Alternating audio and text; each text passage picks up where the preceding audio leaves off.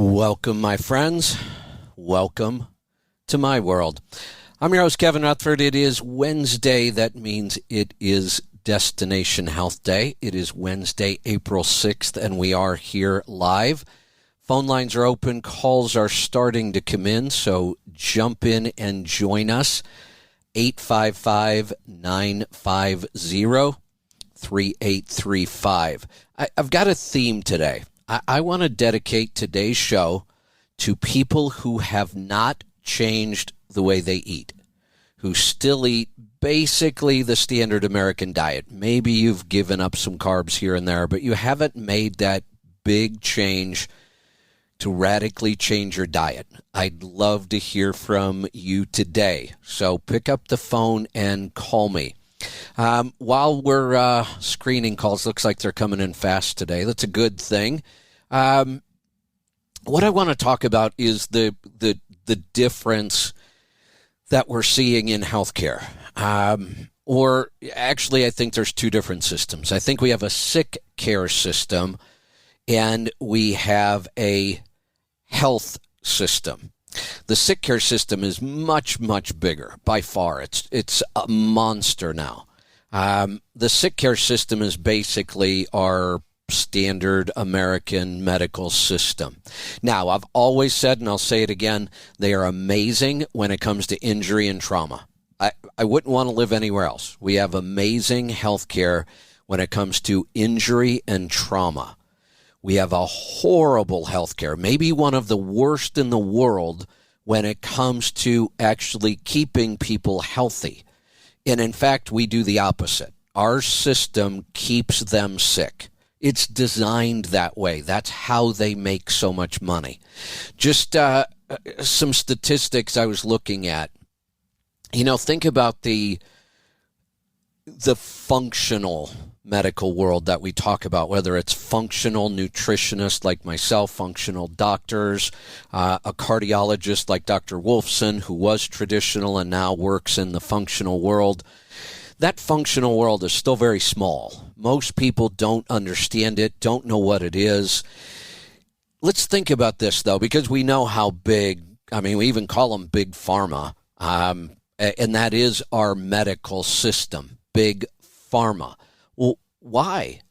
Why is our medical system run by pharmaceutical companies? But that's how it works, and they have incredible amounts of money because of their system. Just in drug advertisements alone, just advertising drugs, and advertising drugs is only legal in 2 countries in the world, the United States and New Zealand. New Zealand was always going to be my plan B, but after the way they handled the pandemic and the fact that they also allow drug and medical advertising makes me think twice. I may just have to go someplace remote in Alaska. I don't know. Here's the number, $6.88 billion. $6.88 billion on advertising. Advertising doesn't make anybody healthier. It makes them sicker.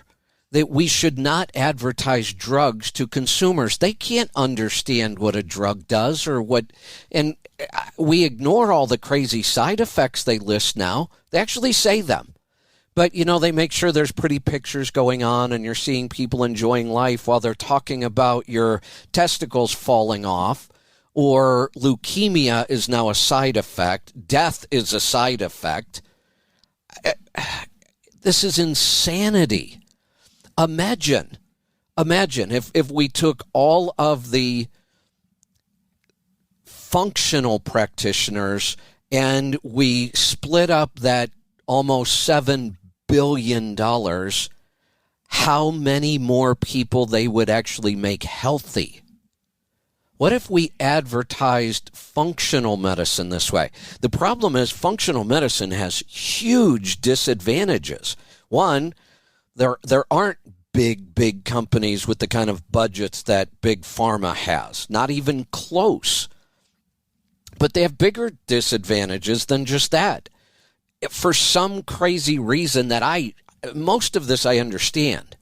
I don't really understand the whole health insurance world. You would think that because health insurance, all insurance, wants to pay out the smallest amount of claims possible. That's how they profit. You would think that they would want interventions that actually made people healthy and saved money, but they don't. Look, even a good functional nutritionist, even an average functional nutritionist, if they understand metabolism, they can cure diabetes in a matter of weeks most of the time. The average diabetic patient spends $10,000 a year on health care. They don't spend it, their insurance company does. You would think the insurance company, something's wrong with the whole system. That does not make sense to me. Why wouldn't an insurance company look at this and say, well, of course we'll spend X, whatever X happens to be. I could certainly put together a program for somebody that for $2,500 will do everything they have to do. Make it $5,000 and we could include most of their food. And we would cure their diabetes within a month. Most people, it wouldn't even take that long. And yet they won't spend that money. Functional medicine, insurance doesn't work. People have to pay cash. There's two problems with that. People don't have enough residual income to be able to spend on these kind of things. And two, they don't want to because they've never had to before. We make healthcare seem like it's free. Your employer pays for your insurance pays all your expenses.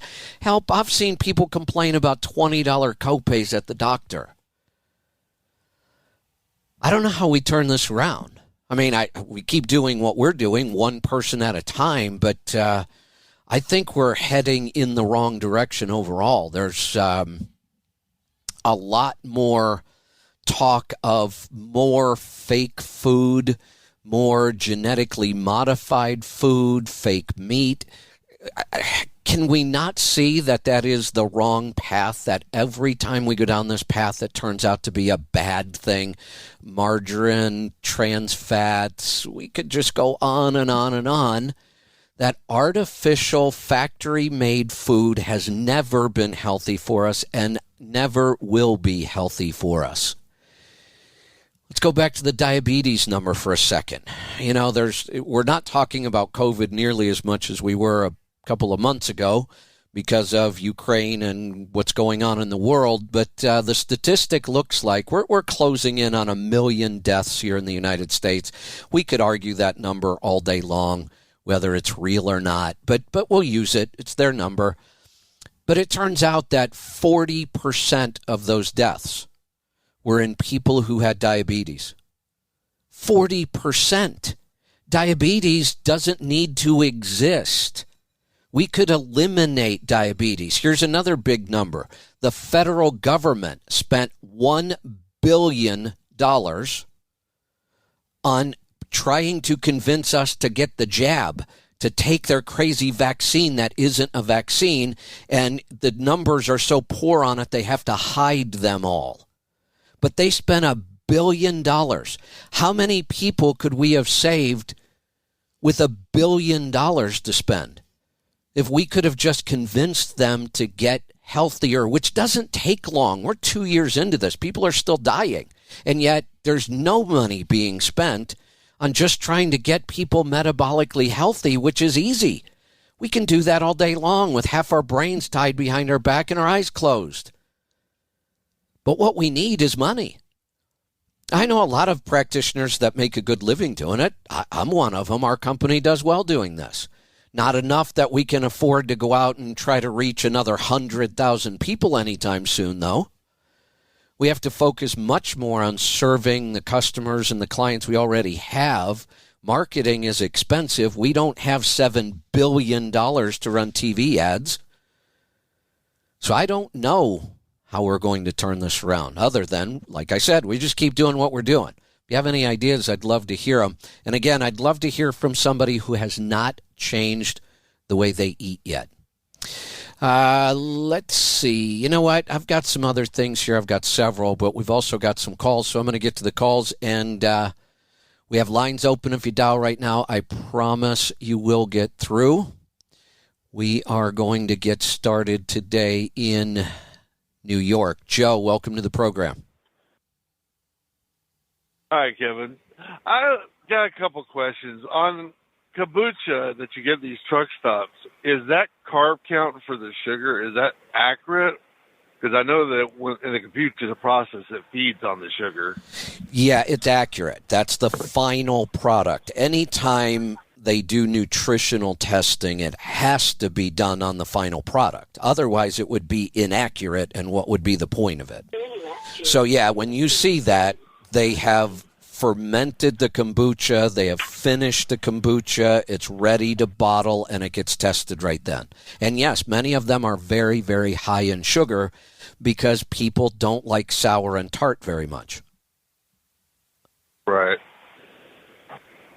And I've basically been keto for going on, about 3 years, and I'm basically stalled out. I mean, other than the kombucha, occasionally, I normally don't have carbs whatsoever. Well, hold on. When you say you stalled out after 3 years, you're still trying to lose weight?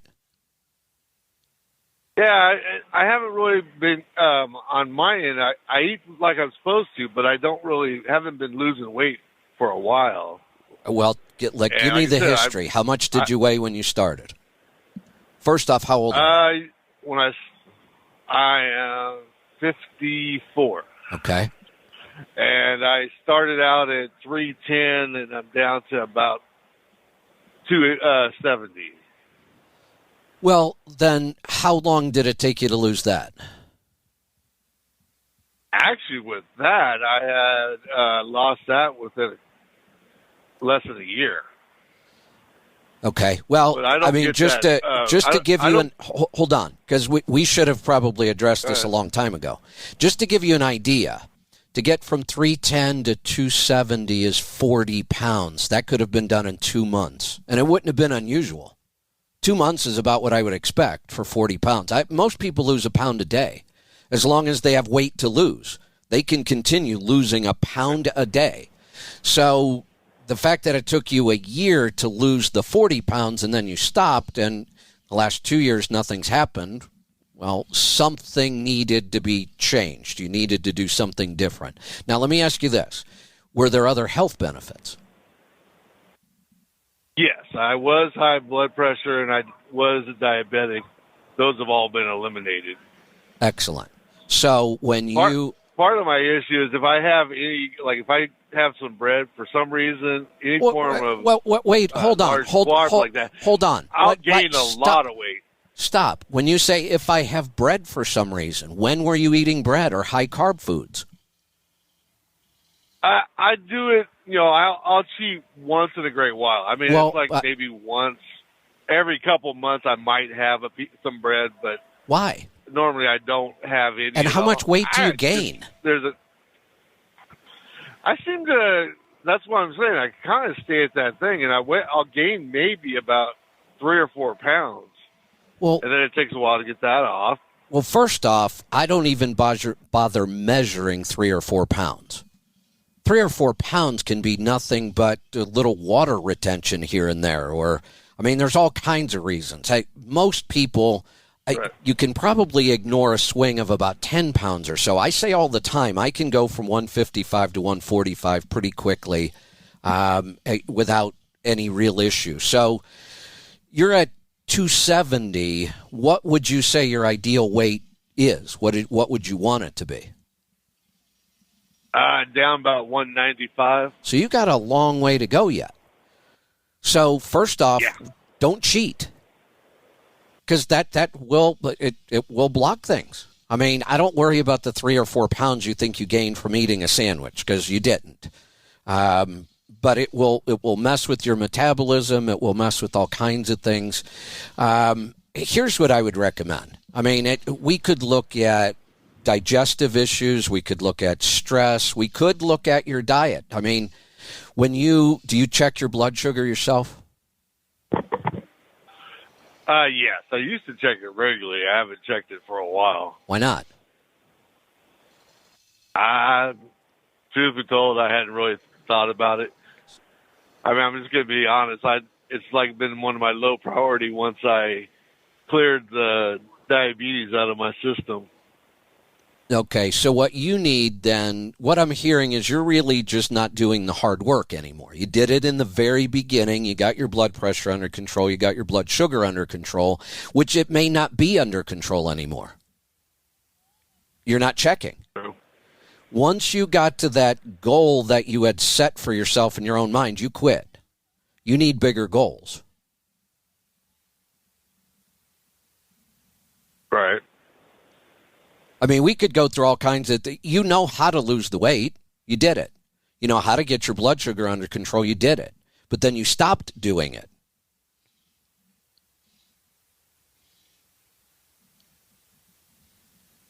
Yeah, for some reason, I've never really had that high energy when you go into ketosis. Well, then, were you measuring ketones? Yes, and I've never really got above a 3. Well, then you wouldn't get that energy. I always the energy comes from ketones themselves. So you weren't as keto eating as you thought you were. Right. So what I would do is I've never figured out how I would do a reset. What about this? I said I wanted to get this out in the next 2 weeks. I said that a week ago, and I'm not going to make it because I haven't done much of anything for the last week. But I'm going to do a fermented carnivore challenge. I think this is the single best way to eat. Now, what I've been working on is what supplements we probably need with this.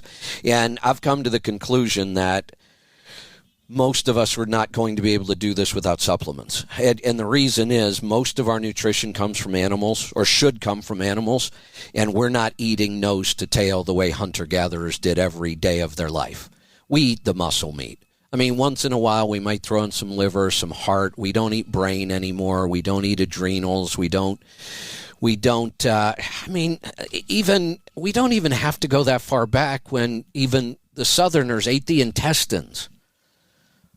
Chitlins. We don't eat that stuff anymore.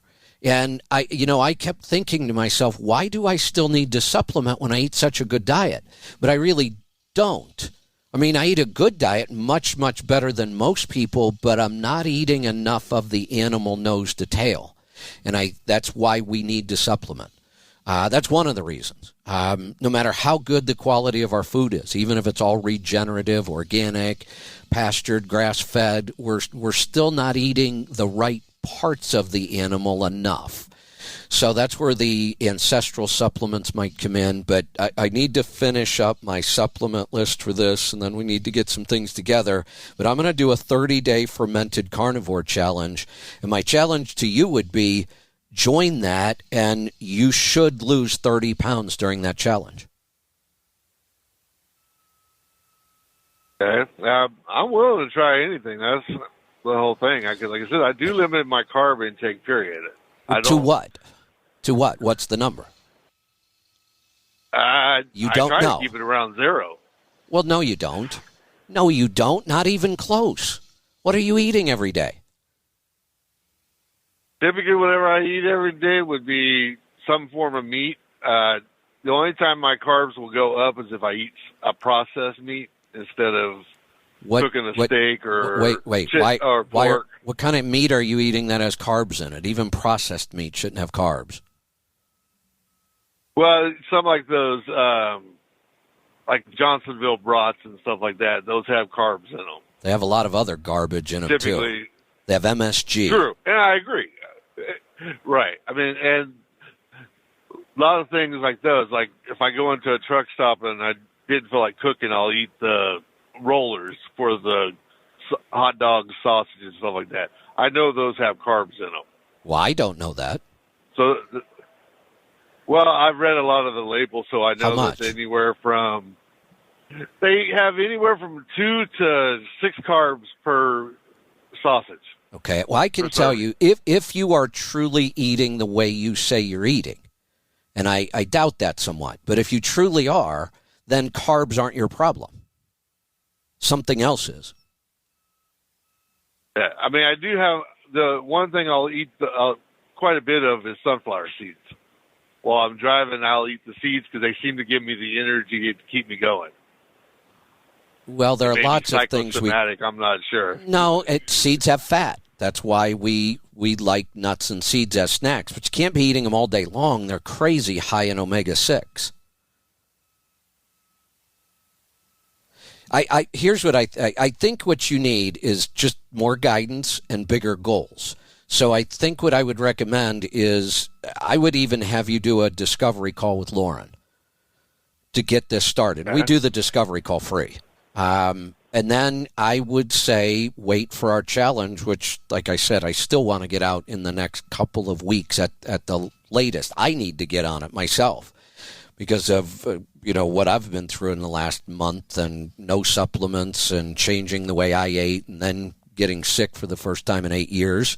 I need a reset. So this challenge is as much for me. And I truly believe this is the best way to eat.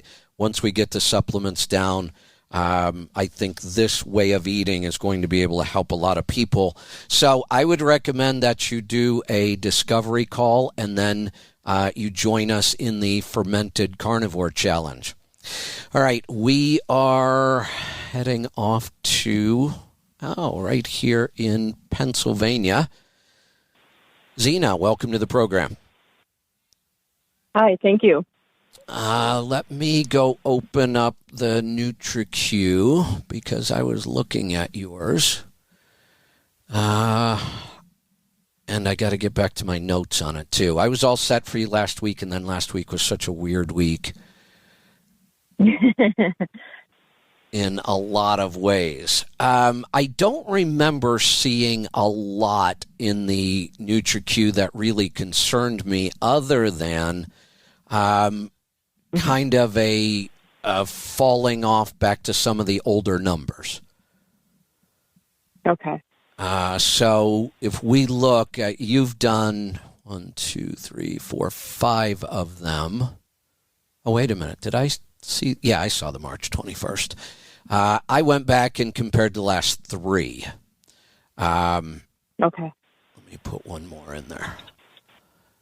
Yeah, because for some reason, on a lot of things, if I go all the way back to 2019 and then work my way up to 2020, things got worse in 2020 for some reason. Towards the end, I'm looking at the November. And the things that jumped out at me there... pituitary was high, thyroid was high, and adrenal was high. Those are all the stress hormones. And, I have a pretty good feeling that your diet didn't change a whole lot. Am I right about that? Right. I didn't think so. I kind of follow you and I watch you, and I know you're pretty strict about the diet. I didn't think there was any major changes there. So we start looking at things other than food, which is common now when people have been doing this for years and their results were the same, and then all of a sudden they weren't the same anymore. And it is this clear pattern. We see the stress hormones go up. The last 2 years of our world has been very, very stressful for everybody. More so for some than others. But and then if we kind of look down the line, again in November, your immune system, I want to go back and compare one other number there. Your immune system was really kind of off the charts, and it had gotten worse from the earlier. So we saw your immune system kind of go up, which is another good indicator that there's stress going on. When we look at a lot of things around these numbers and how we feel, a lot of it is metabolical. It's our blood sugar, it's our blood pressure, it's our cardiovascular health, and then we have this other side, which is kind of the immune side. And the stress can wreak havoc with both. And when we see both of them get worse, that's a pretty good indicator. Either you totally fell off the wagon, kicked it into the ditch, and set it on fire with your diet, which I know you didn't do, or we're just under a lot of stress.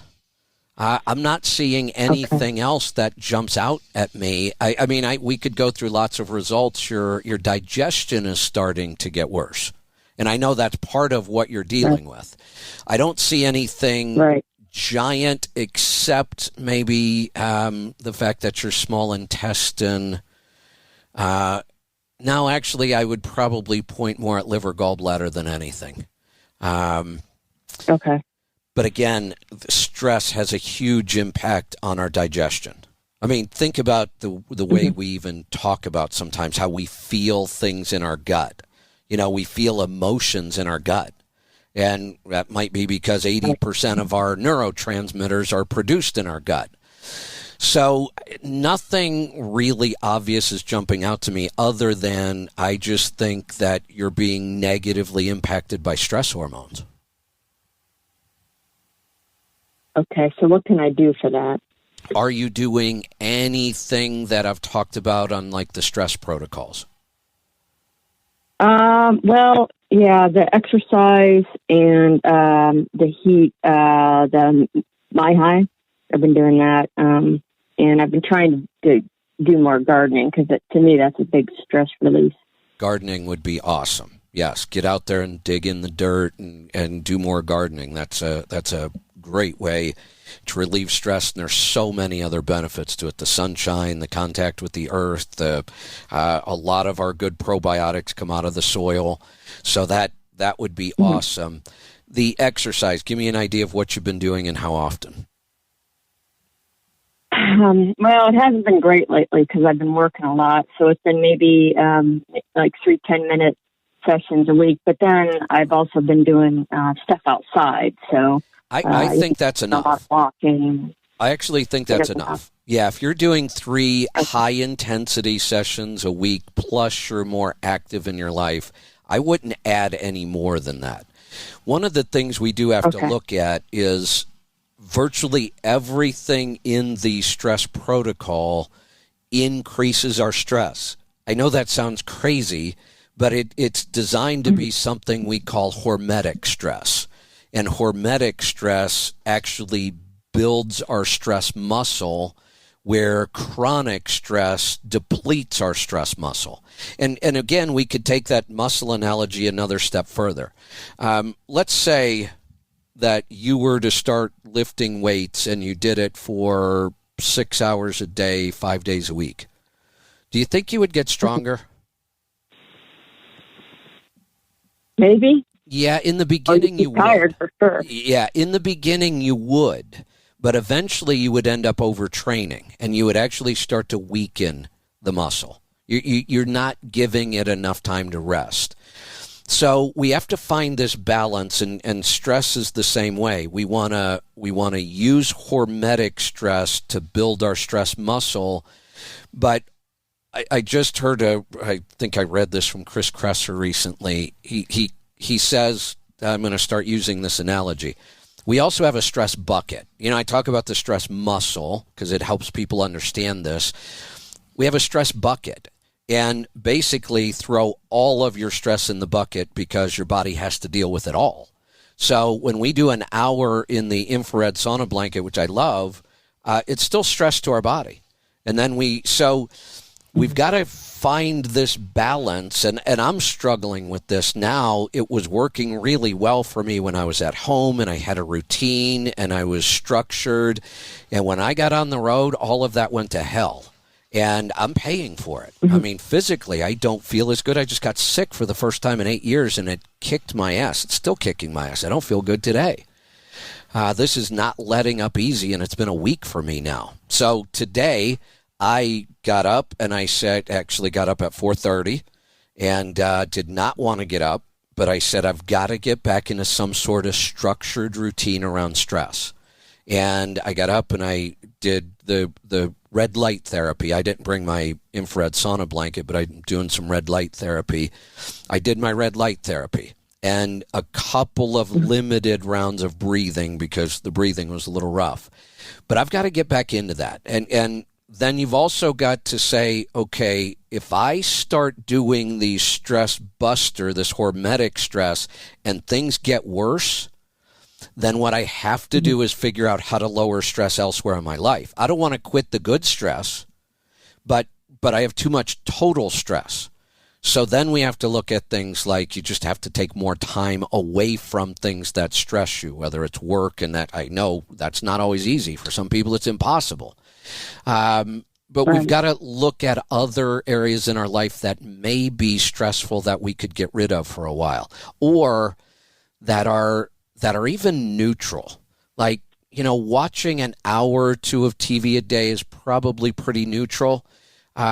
Feeling so stressed out and tired that you watch 4 or 5 hours every night and then try to go to sleep is not helpful at all. You'd be far better off to go, take up painting, or, go for a walk, or just go sit outside somewhere. So all of us have to figure out a way, and this is why I haven't finished the entire stress protocol yet. I know what works, the hormetic stress, but I need more ideas on helping people balance the total stress in their life. Does that all make sense? Yes. But it's not easy. It definitely makes sense. Yeah, I wish I could. No. I wish I could make it as easy as we can make food, but this one just seems more. And maybe I will. Maybe if I work on it enough, something will break, and we will figure out something. Well, I'm excited to hear about your challenge there, because we do fermenting, and maybe not enough. We just do sauerkraut, but maybe that will help me. It certainly can. Again, let's go back to that whole, I mentioned 80% of our neurotransmitters are manufactured in our gut by bacteria. 80% of our immune system is in our gut, and it's bacteria. 90% of the cells in our body, 90% are bacteria. I don't think we can stress enough how important this is. I think Dr. Davis hit it right on the head when he said, it's 1982 and you just got your first Atari. And look at how computers have changed the world, not always in a good way, but that's what I think that's what we're talking about here with our microbiome. I just think we are at the very, very beginning of this. Okay, sounds good. So, anything else I can help you with? No, but I think I'll check out a little bit more about the stress protocol. See if there's maybe something else I could do. That sounds good. The one I didn't hear, and I know people cringe at this one, the cold exposure. The cold. I know. I didn't hear you mention that one. Well, I've got a pond. Maybe I could go out there and stand out there and try that. That's an idea. Yeah. Still really cold.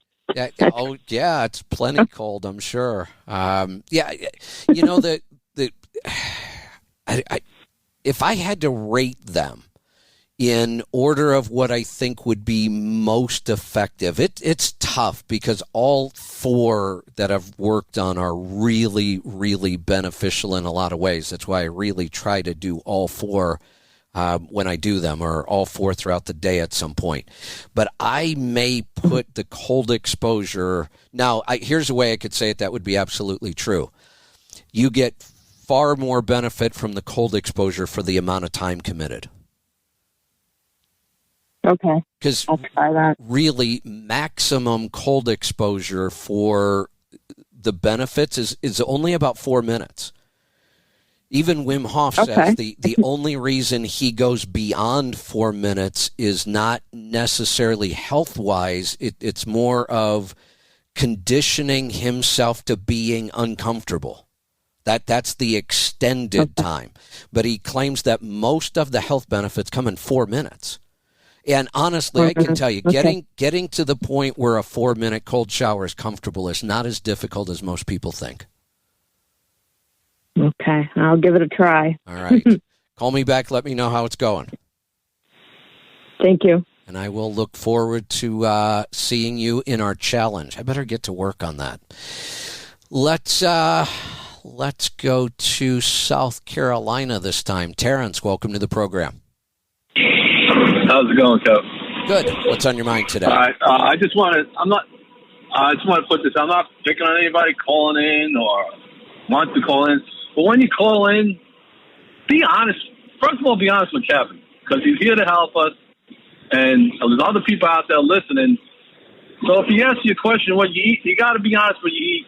Don't, I tried. I have a little bit. Just say it. If you cram that cheeseburger down your throat, just say it. Because you're not going to get anywhere by bullshitting yourself. There's no other way to put it. And then bullshitting Kevin. If you're going to truly dive into this without the no grains and all that, you just got to go in and do it. It's not easy. I'm not saying it's easy. But if you really want to get something out of this, you got to dive right into it, and you got to be honest with yourself. When you go to grab that cookie or something, don't do it. Yeah, unless it's a grain-free cookie and you're only eating one as a little treat, then it's okay. And I have to say that because I did it last night. So, there's when I listen, I've done this a long time. I think I'm actually pretty good at it. When I listen between the lines. I don't necessarily listen to the words. There are some clues that I can almost always pick up on that somebody isn't eating the way they first claimed they were eating. And it's not that they're lying. In their mind, they're generalizing.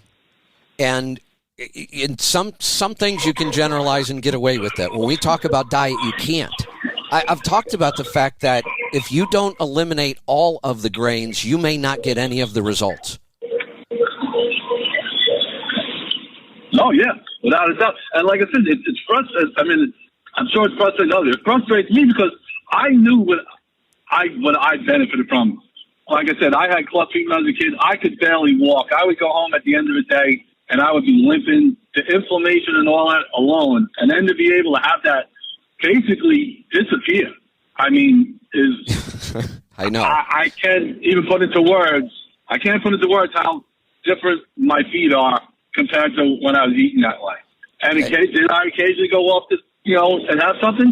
I feel it. I know it. And I'm like, damn, I can't do this. I mean, the way I feel before that, it's like, there's no point, there's no benefit for it, And I just hope that, I'm not knocking anybody that calls in, and I hope no one takes it that way. But just be honest with yourself, man.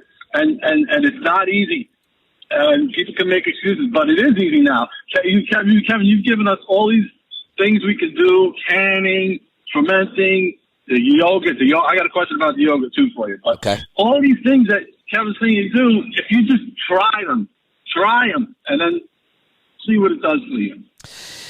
Yeah, this last week for me, and it's been a week now, I remembered that Wednesday night, I got off the air on Wednesday. I did Destination Health last week, and I was kind of run down from the show. I think I mentioned my voice wasn't back yet on Wednesday.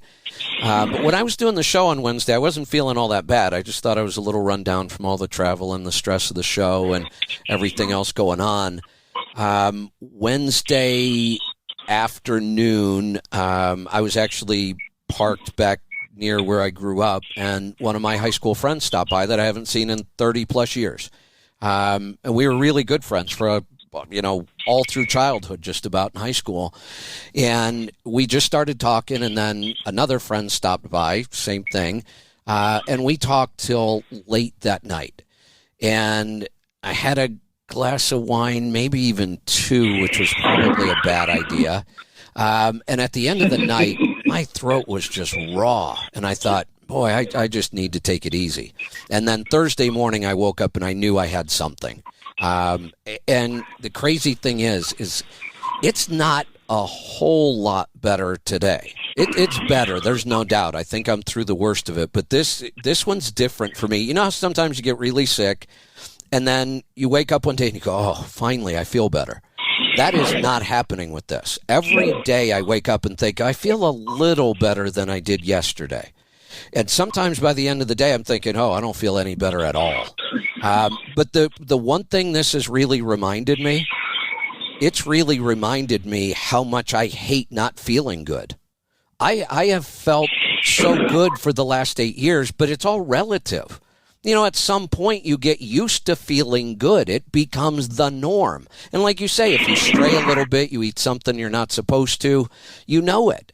And I don't normally stray much at all. So I haven't had those experiences in a lot of years. But this last week of not feeling like I wanted to work on anything, just feeling kind of miserable all day long, it reminded me, I'm going to double down on my health again. I don't want to feel like this anymore. No, absolutely. See, I had my fiance had the flu. She's an ER nurse. She had the flu last week. I mean, she was bedridden. She had to take 2 days off work, but she never does. I didn't get it. Now I'm starting to get a little tickle in my throat.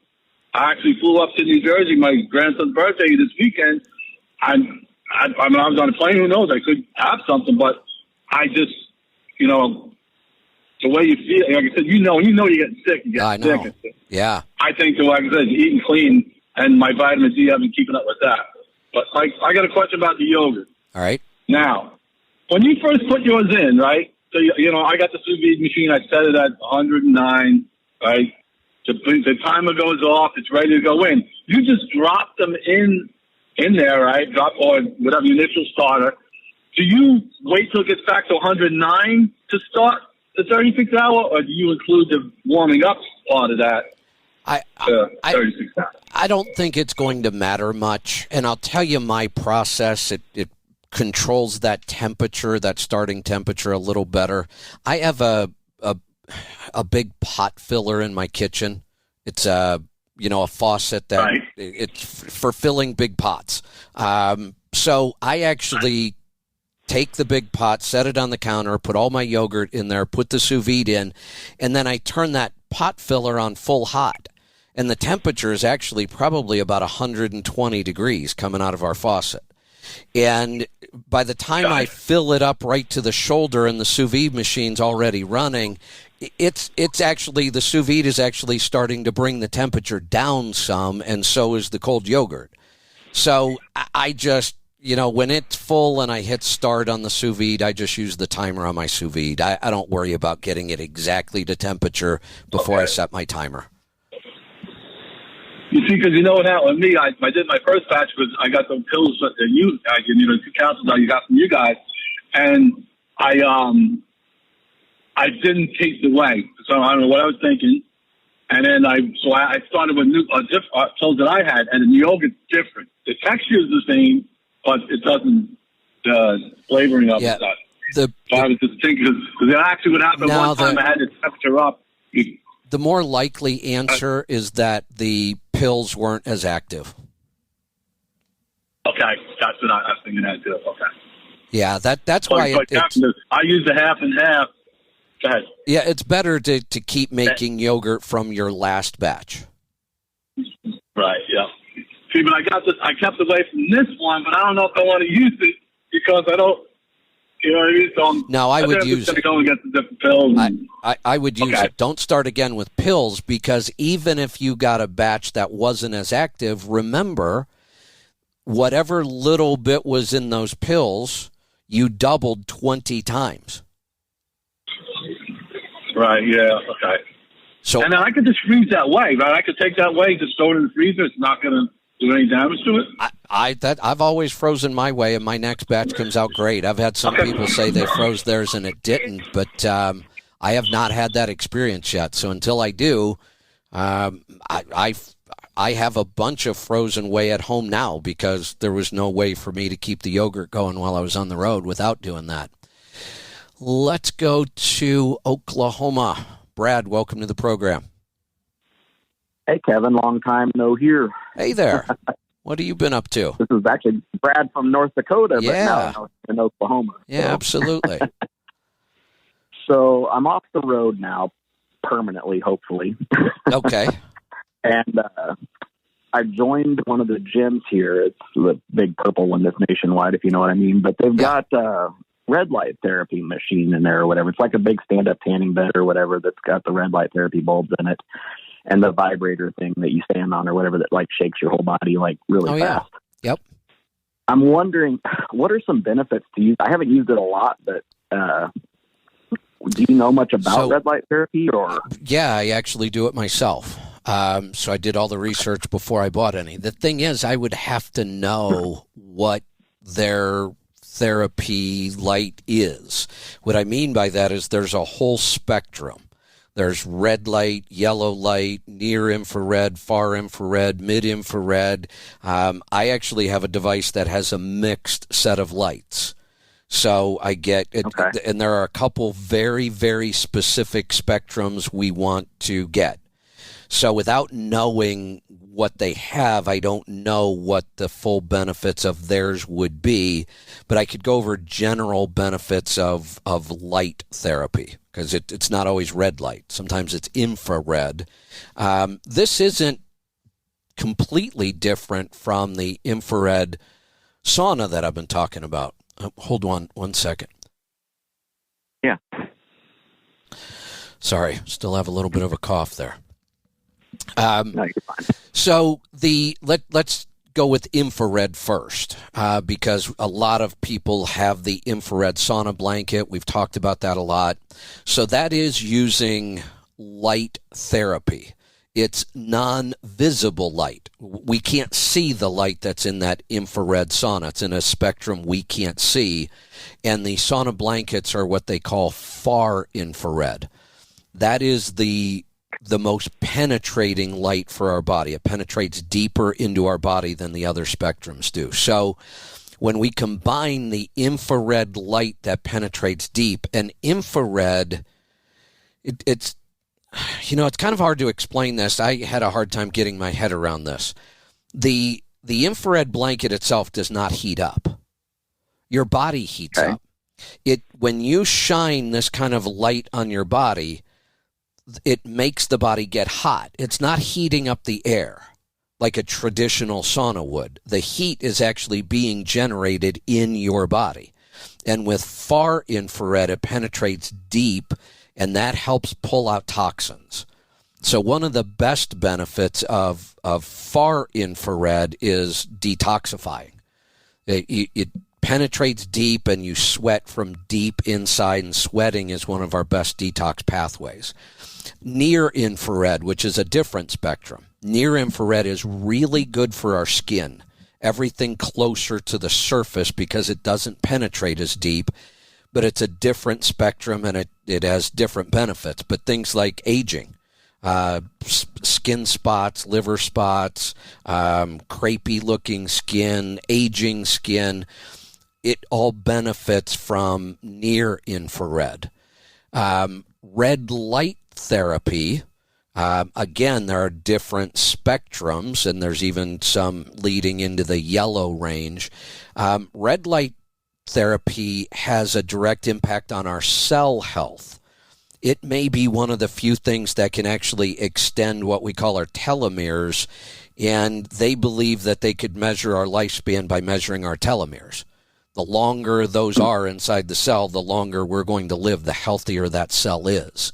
And one of the best ways of improving that cellular metabolism is that very specific range of red light therapy. That's why I wonder if it doesn't have a mixable. The brochure pretty much touched on everything you said in all three of those deals. It may have all of them then. I mean, that's really... and then it's got that Go ahead. vibration thing that you said. Now, and it shakes like... That's like it totally shakes your different. whole- Yeah, that's totally different. What's the combination of it, too? Yeah, Which I feel amazing to get out of that thing. Yeah, which is one of the things that I've been working on in my protocol, is combining these things so that it doesn't take as much time, and that's a good one.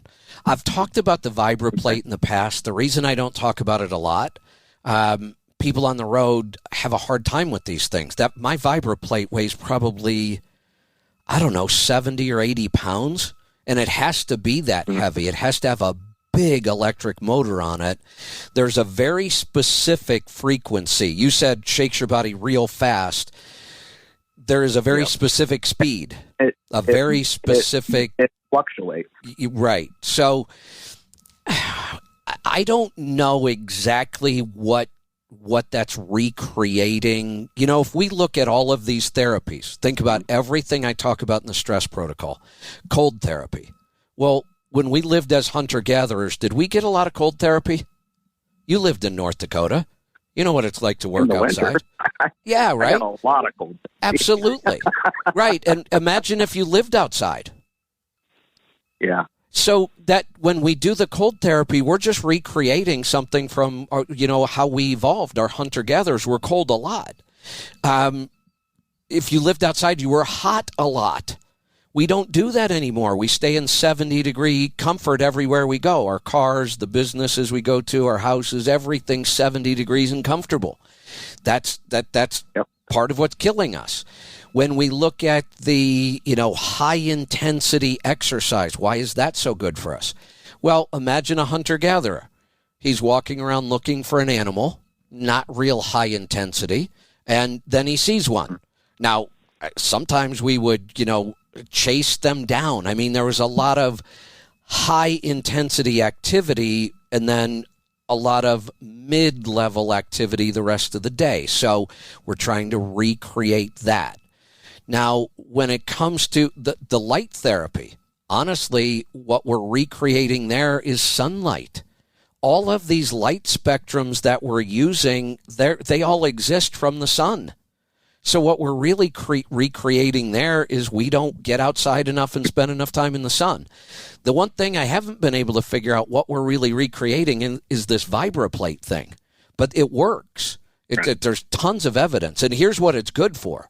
It's absolutely good for your lymphatic and immune system. Lymph fluid moves all around our body and does all kinds of things. And this is fairly new. We haven't known a whole lot about our lymph system. There was one whole lymph system we didn't even know existed till about 10 years ago. And what this vibration at this very specific frequency does is it gets that lymph fluid moving.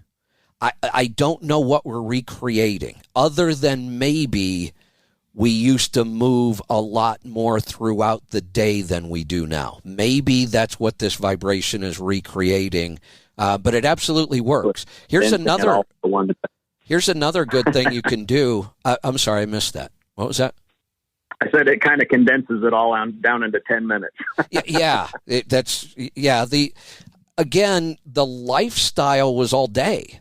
We're trying to just bring parts of this back into our life to, what if we could go live like that? It'd be probably pretty crazy how healthy we could be. But we're trying to recreate it as much as possible. The other thing you can do with that vibroplate, I do my workouts on mine. Okay.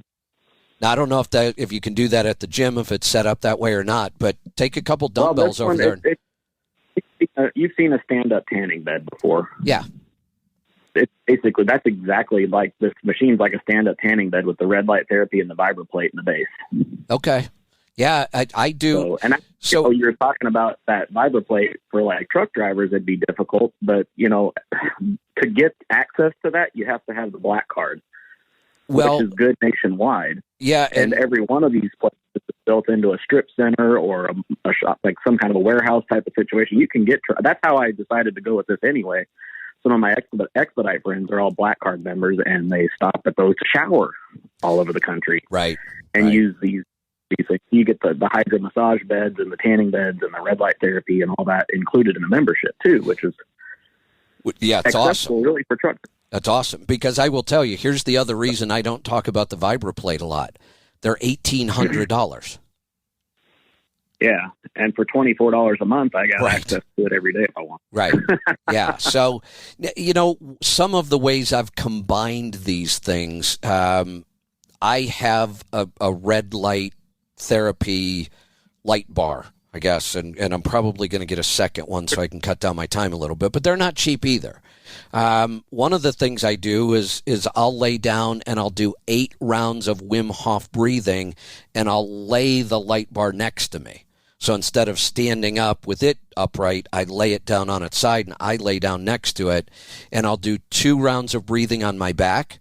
Then I roll to my right side, do 2 rounds, roll to my stomach, do 2 rounds, roll one more time, and do my final 2 rounds. So I'm doing 8 total rounds of Wim Hof breathing while I'm getting my red light therapy. And then when I'm working out, I get on my vibroplate. So I'm combining at least 2 things each time there to cut my time down. Sure. Now, is that something that you could do, like I should do every day or every other day, or does it matter? Or I've read, 3 times a week up to 45 minutes or whatever. My thought is, wait a minute, if we're recreating sunlight here, why is there a limit? Mm-hmm. I don't think there's really a limit. I doubt that many of us would push the limit. In fact, I think it's the opposite. I think people try some of these therapies and say, well, it didn't really work for me. Well, they might have been going once a week or maybe twice a week. I don't think that's enough, especially in the beginning. I would immerse yourself in it. Do it every day if you can. Because the sessions are 10 minutes when you go when you go jump in that room or whatever. So yeah. I would, if it's only 10 minutes, I would definitely do it every day or as often as you can. Well, cool. Well, one of these days I'm going to get back up that way, and hopefully you don't have to take Diesel to the vet that day. Yeah, exactly. Yeah, there you go. All right. Hey, I just looked at the clock. I need to wrap up this first hour. I am going to do this, though. I've got a couple of calls left on the line. So if you're on hold right now, don't go away. Don't hang up. I'll come back and I'll get those calls. I just got to wrap up this first hour, and then we will come right back and take those calls. So one other thing I want to talk about. I should have left myself a little more time. I can carry this after the break too. We're hearing a lot about food shortages coming. We already know food prices are through the roof, and we're now hearing about food shortages. So for the last 3 years, I've had very specific financial advice for people, and that financial advice has been pay down debt, save cash, don't make any big decisions. I've been saying that for 3 years. If you've done that for 3 years, you're probably in a pretty darn good financial position now. It's time to shift. It's time to start on a new financial strategy. And the goal of this one is to help us beat inflation and be prepared for possibly a pretty deep recession and maybe some pretty tough times for people. The idea of food shortages in this country is scary because we don't know what that means. We have no clue what it means not to have enough food. Now, I know there are pockets of people in the country, and those groups are growing. I'm either going to do a show on this or I'm going to do an open something, but I'll give you the quick theory right now or advice that I think is going to be very prudent with your money. So if you've been paying down debt and saving cash, congratulations. You've put yourself in a good position right now. What I would do now, I would start converting your cash to usable resources. What I mean by that, first I would look at food. I would start buying food. I don't see prices coming down anytime soon. So every time you buy food ahead of time, that's like an investment. They are expecting food prices to go up another 10%. So that's 10% in a month. That's 120% in a year. So when you pre-buy, just by a month, it's like getting a 10% return on your investment. Investments don't always have to be stock market, gold, crypto, whatever. Investment can be anything you do to your money to make your money go further or to multiply. And your money will go a whole lot further if you buy ahead of time in inflationary times. Stock up on food you're going to eat. I don't want you to go out and buy a bunch of freeze-dried emergency stuff. Stock up on the food you eat. Can your own meat. That's a big one. And there's really no limit. How much? Well, why not set a goal to be able to go a month without going to the grocery store if you could? And then if you get to a month, why not go to 2 months? There's nothing wrong with having a year's worth of food and then rotating through it. I mean, none of this is going to go to waste if you know how to do this. So I plan on doing a whole show on how to do that. But I would really be converting cash into resources, things that you know you're going to use, consumables, food, water. Oh, I don't know. We could look at a lot of things. Food and water are the most important. Obviously, if we're going to have food shortages, and food prices right now are insane. So definitely something to keep in mind. All right, I'm going to knock out a couple calls, and then we will wrap this up. We're going to go to Michigan. Francis, welcome to the program. Hi, Kevin. Thanks for taking my call. Can you see my NutriQ? Hold on one second. Did you give it to... Yes, you did. I got it right here. All right. Let's take a look here. Whoa. Oh, yeah, we've got some things going on here. I don't have all the details, so how old are you? 42. I'll give you a quick background. I had weight loss surgery about 10 years ago. Okay. Stomach part. Still have. Oh, say that again. You broke up.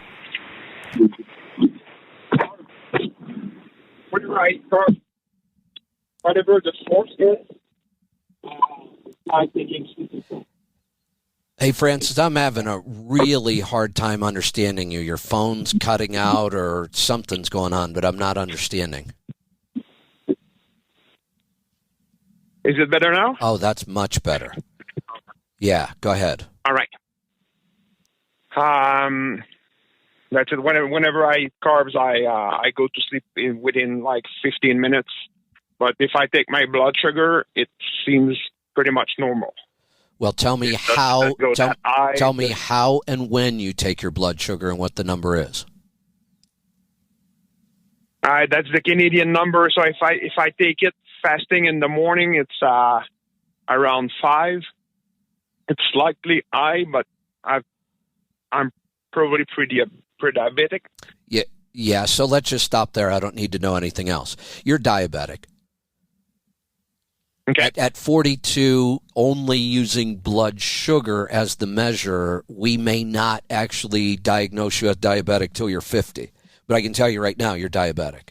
If you were to go do a fasting insulin test, and even a glucose, well, not even a glucose tolerance test, but we did a fasting insulin, we would see your insulin levels are probably through the roof. And I can tell it based on your health outcomes. Your NutriQ looks horrible. Okay. There's another problem here, though. Weight loss surgery makes it very hard for your body to absorb nutrients. Even though they only touch the stomach and I still have everything else? Yeah. Why? Okay. Well, first of all, the only reason you lose weight on weight loss surgery is just pure calorie restriction. And the reason that doesn't work dieting is because nobody has that much willpower long enough. The stomach surgery kind of takes the place of the willpower. You're just not able to eat as much as you used to or want to. Well, if you're not eating much, you're not getting much nutrition either. If you listen to the show, what do I say when people are eating the right food? Whether it's a nutrient-dense keto diet, a well-planned carnivore diet, I say eat as much as you want. When you're hungry, eat. If you eat and you're still hungry, eat more. Because if you're hungry, your body wants nutrition. That's what hunger is. It's your body crying for nutrition. And weight loss surgery turns that signal off. You don't even know your body needs nutrition anymore because that weight loss signal has been artificially screwed with. So you're not eating enough. There are absorption issues when we bypass the stomach. That's not how our body is supposed to work. When we alter the way our body works, the outcome is never good. I am not a fan of weight loss surgery, and I don't want to beat people up after they've had it, but I do it because there are an awful lot of people listening that are considering it. And I want to convince them that it's the worst thing you could do to your health. Okay. And I tried keto, but I have seems to have fat digestion issues after a few days. I'm sure you do. Diarrhea. I'm sure you do. It seems to be lessened by taking a shot of apple cider vinegar every morning. So, and again, I don't know if I did the right thing, but I went away and ordered your fat digestion kit from the store. Well, here's what I'm going to recommend for you. I don't know if the fat digestion kit's going to work for you or not. There's a lot going on in your NutriQ. Let me just go through a couple things. Kidney and bladder is off the chart. Cardiovascular is into the high priority range. Adrenal is off the chart. That's a stress issue. Your sugar handling is off the charts. Your fatty acids are off the charts. Your minerals are into high priority. You're a mess. And I can't just say, oh, well, just take this supplement or do that. We need to dig a little deeper. I would absolutely recommend you start with a discovery call with Lauren. Those are free, and she will pick one thing, which is just going to be your diet overall, and work with you on that for 30 days. She'll give you a 30-day plan. And at the end of 30 days, I can tell you, you're going to need a one-on-one. Okay. That we can fix a lot of this. I don't want to sound as negative as I want to finish this on a more positive note. And again, I do that not so much for you. I'm not trying to make you feel bad about the decision you made. You made it. It's done. Let's move forward and fix it, and we'll be positive about that. But this is also a great time to warn other people. Weight loss surgeries, in my opinion, should be outlawed. I think they're barbaric. I can't believe we go in there and bypass entire parts of our digestive system and think that that could somehow be healthy. I'm going to take a minute here just to go through the digestive process again. We used to talk about this a lot. We haven't talked about it much lately. It's a north to south process. Most people think it starts in their mouth. It starts in your brain. Then it does go to your mouth. And then the next step of the line is your stomach. If you compromise any step in the digestive process, every step after that is compromised. So we have brain, mouth, stomach. Once it comes out of the stomach, we have a whole bunch of organs there that start doing some work. We have the liver, gallbladder, we have the pancreas. Those are all a big part of digestion. Then after those organs, we have the small intestine, and then after the small intestine, we have the large intestine. So when you mess with the stomach, so we can still work on your brain for digestion, we can work on your mouth for digestion. We can't work on your stomach anymore. I mean, we can try, but we're really handicapped because they've made physical changes to your stomach. And now your stomach is compromised, which means every step of digestion after your stomach is compromised.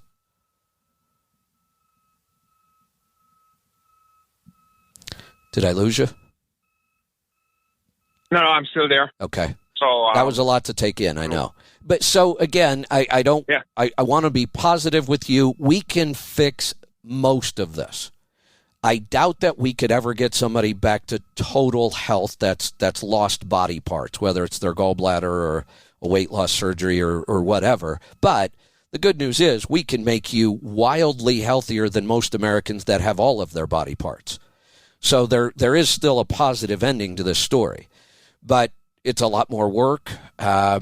It's not as easy as it would have been, and they are pushing these surgeries and coming up with new crap all the time, and I want to convince people, do not do this.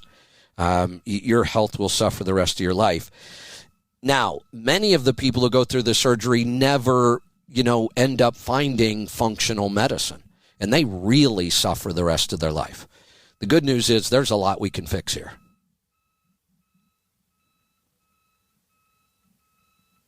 All right, I'll start with the discovery call and see how much Excellent. I can improve with whatever I have left. Excellent. Check in with me once a week, too. To my defense, when I did book the surgery, I didn't know about your show. So I learned a lot in the last few years, but it was too late. And I get it. Look, I don't blame people for this. I absolutely do not. I blame our system for this.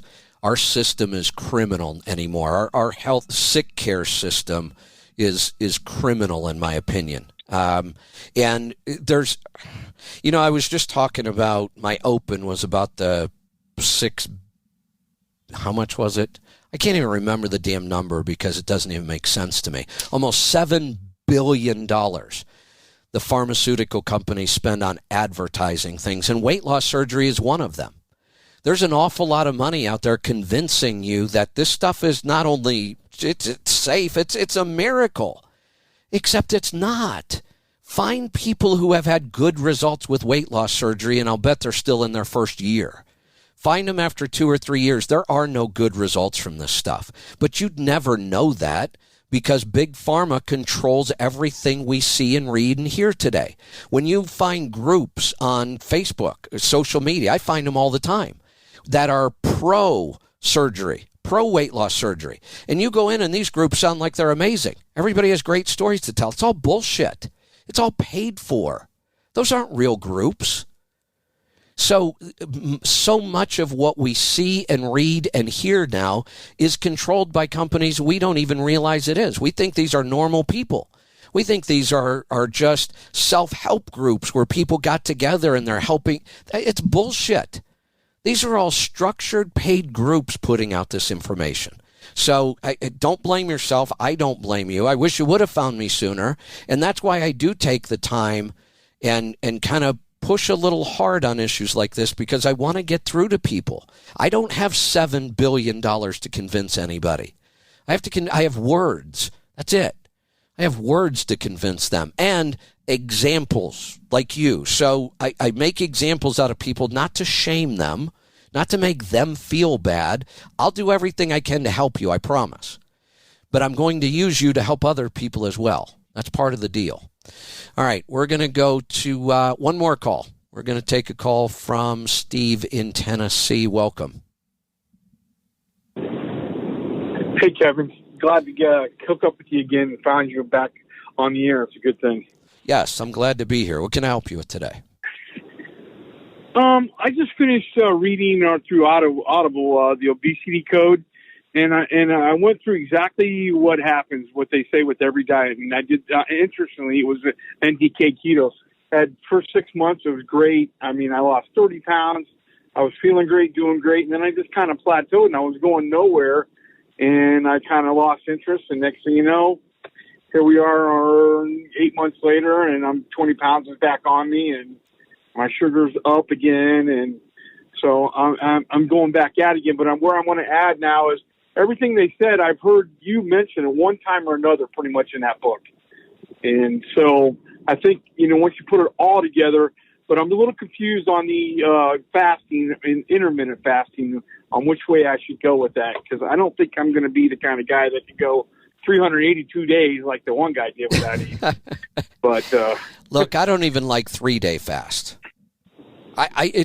It's me. I've tried them. I know they can be beneficial, but they're not beneficial if you're miserable and you hate it. And it's not like I'm not committed to this. It's not like I'm not willing to do the hard work. Clearly I am. I've been doing it for years. But I'm not going to do things that I don't tend to see the benefit from, and I tend to see more negative things. Fasting, I think, can be a really personal thing. I know some people that will do 10-day fast every month. And and if it benefits them, fantastic. Keep doing it. I do much, much better with intermittent fasting every day. And then occasionally, maybe a 24 to 48 hour fast. And that's about it for me. I can't think of many reasons why I might do a longer than a 48-hour fast. And again, that's just me. Doesn't mean it's right or wrong. I think we all find kind of our comfort zone for fasting. I just like the idea of an 18-6 intermittent fast. That means all of my eating needs to fall in a 6-hour window. And it really doesn't matter when that 6-hour window is that correct? No, it doesn't. It's just the easiest way to do it is make sure that the entire fasting window is while you're sleeping, or as much of it as possible. We're not going to sleep 18 hours a day. But if you sleep 10 hours a day or 8 hours a day, you want to make sure that entire 8 hours is during your fasting time. So the most common would be to pick whatever time you go to bed at night. Let's say it's 10 o'clock. You should stop eating at 6. 3 to 4 hours before you go to sleep, you should stop eating. So 6 or 7, you're going to stop eating. Now we can just work backwards from there. If you're going to stop eating at 6 in the evening, that means you can start eating at noon. So noon to 6 would be your window to eat. Most of your fasting time would be consumed by sleeping, which makes it a whole lot easier. That's probably the most common intermittent fast pattern I see. Okay. And I'm one of the ones that have found out, like you tell everybody, you can't just dirty keto it. You have to be 100% no grain stuff, or you're not going to get the benefits, because I've tried it and it just doesn't work. You either got to be all in or not in. Yeah, and let me clarify something. When I talk about dirty keto, there's always been a misunderstanding about this. And it's because we all define these terms the way we want. I mean, there's no clear scientific definition for these things. Right. In my mind, dirty keto was still full-blown keto. If you were eating grains, that's not keto. There's too many carbs in grains. You can't be in ketosis. But people would say, oh, well, that was dirty keto. I had, pasta one night or bread. No, to me, that's not keto anymore. You've just dropped the diet. You're not doing keto. To me, dirty keto is just about the quality of the food. You still have to be if you're not in ketosis, it's not a ketogenic diet. Might be low carb, but it's not ketogenic if you're not producing ketones every day.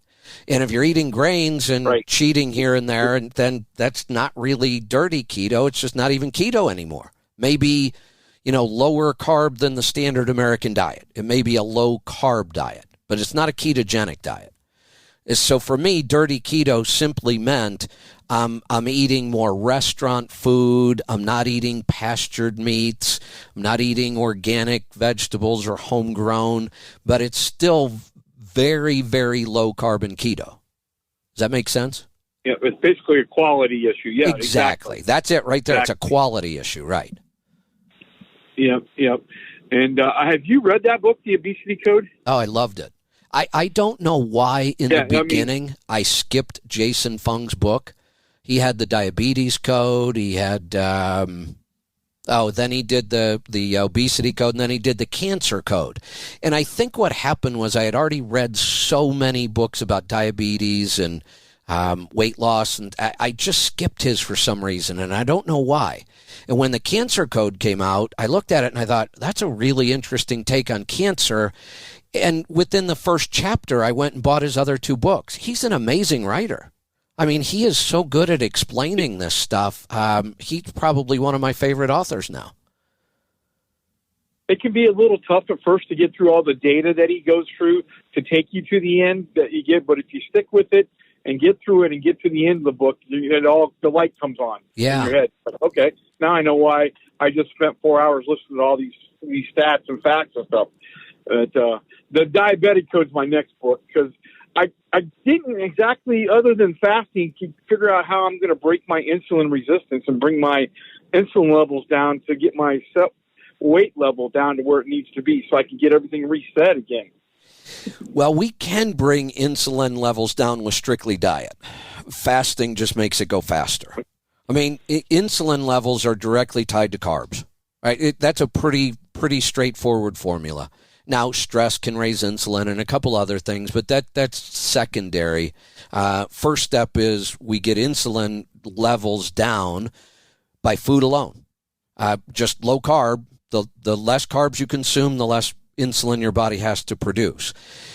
No different than weaning yourself off any other addictive substance that we can become tolerant of or resistant to. The less heroin somebody does every day, the less heroin they need every day. And eventually they can break that need. The body has to have it to feel normal. The same thing here. I mean, all it takes is a low-carb diet to eventually bring insulin resistance under control.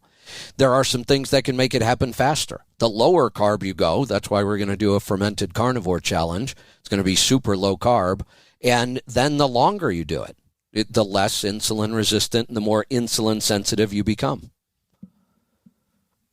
Exactly. Yeah. So that I would definitely recommend that book to anybody that's thinking about getting, that wants to be serious about losing weight. It gives you such a more broader understanding, because 98% of the world thinks it's calories in, calories out type thing, and it is so far from that. It's not. And I think a big part of mine is the mental part of it that you touch upon. The stress and the mental make it so hard for me to lose weight.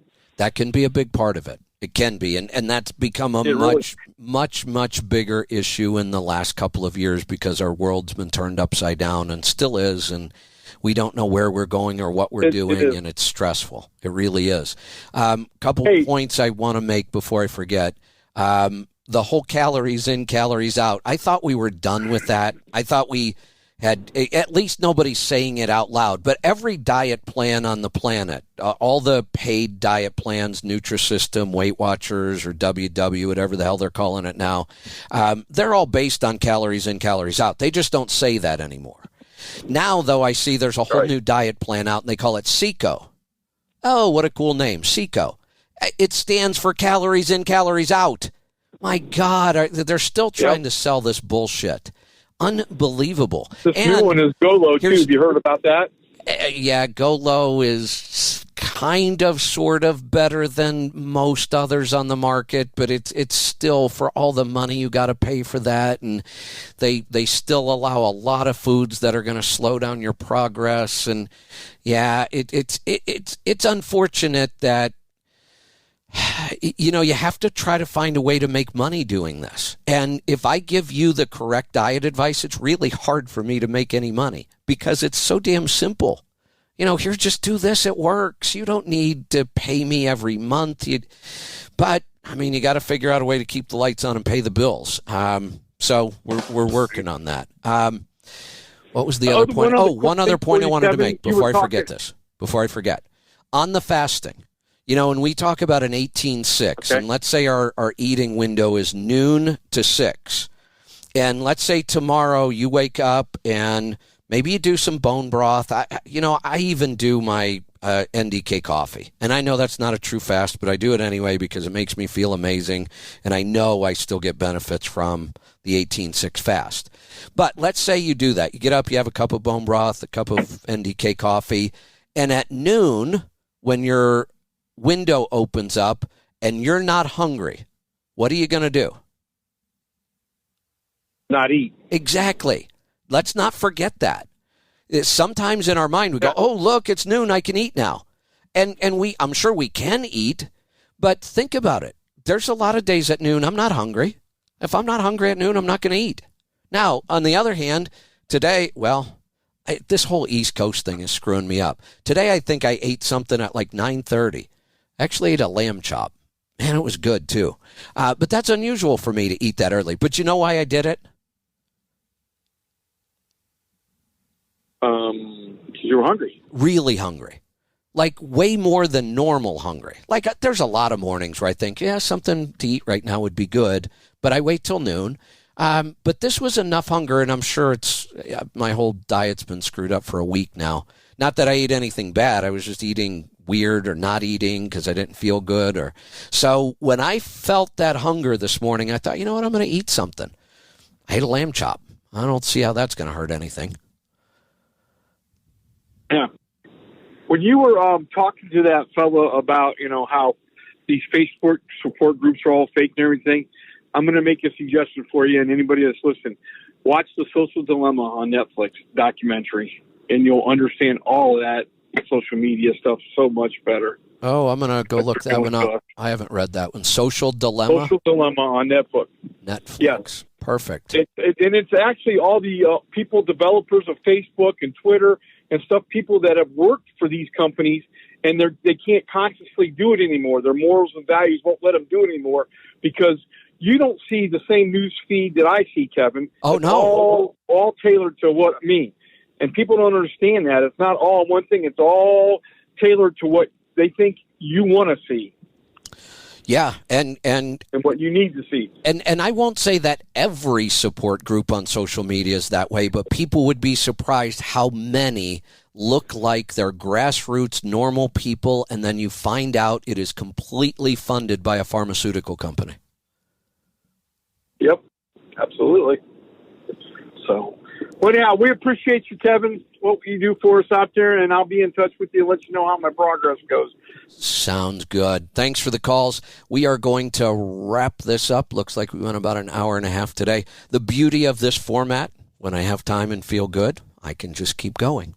We'll be doing more of that. We're on the verge of launching some pretty cool technology, although one piece I tried today failed. But that's how you learn. That was the whole point of this. We want to build the very best technology we can, and that requires some testing and some trial and error, so we do appreciate your patience in that process as well. If you're not part of, if you're listening, you're probably a part of Healthy Tribe and Trucking Tribe. But if you're not, come on over and join one or both. It's a great way to support us and help us continue our mission. They're both really, really cheap. What is tomorrow? Tomorrow's Thursday.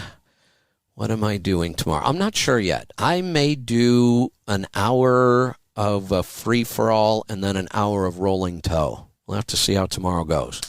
But either way, we will see you back here tomorrow for something. Be safe, be profitable, be fit and healthy. Always do the hard work and master the journey. I'm Kevin Rutherford.